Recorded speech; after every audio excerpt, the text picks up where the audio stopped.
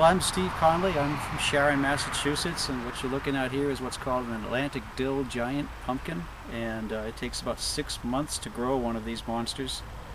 They're bred from pedigree pure, well, we'll say purebred seeds that have been carefully cross-pollinated over the course of maybe the last 20 or 30 years.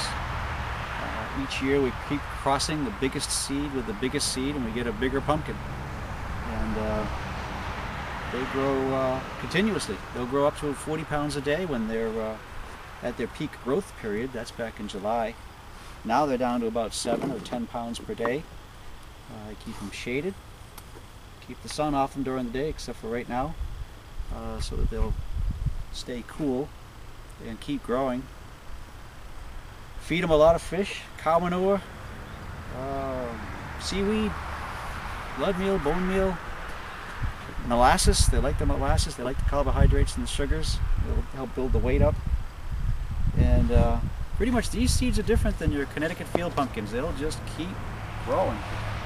As long as I keep feeding them and it doesn't get too cold, they'll grow right up until the first frost, and then they kind of slow down a little bit. But right now they're still doing nice.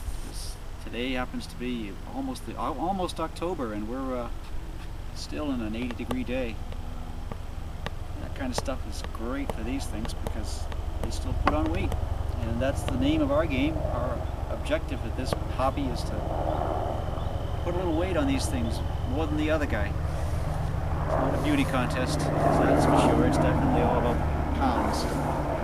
So the fairs come up in a couple of weeks. There's the Topsfield Fair, October 2nd. This one's going to the Frerich's Farm Fair on October the 10th at 1 in the morning. That's in Warren, Rhode Island. You could probably Google it. Frerich's is just like it sounds, F-R-E-R-I-C-H-S, Farms. And comfortably resting, and I'll tuck her in during the night, keep her warm, because they'll grow if they're warm, so I put blankets on it over the evening hours when it gets really cold. And hopefully this little shelter will hold up for another couple of weeks, and hopefully she'll stay sound and be good enough for the fairs.